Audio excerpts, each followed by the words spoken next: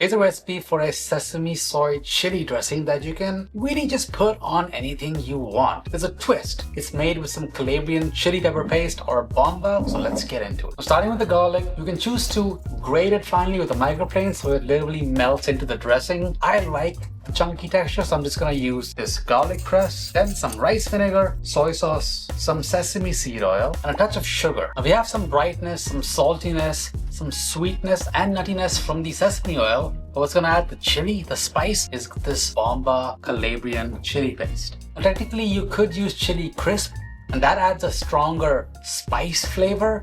What bomba does though is the chilies are kind of sweet but also spicy, so it kind of balances the other ingredients in a really nice way. There's some smokiness in here. It really colors this dressing into this deep red color, and I just find it gives this dressing some extra depth. And all you have to do is mix all of this up.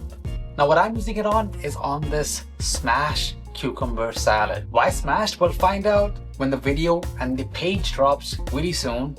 People who are choosing to become supporters of the website, you will have early access by a couple of days to the article when it drops on the new site. Or you can just brush it over some chicken as you make like a bowl or something. It'll be great for dipping your favorite dumplings in. You can top this over a bowl of noodles, or you can even use it for marinations. It'll be great for that. Just keep in mind though, because there's raw garlic in here, this won't be good for forever in the fridge.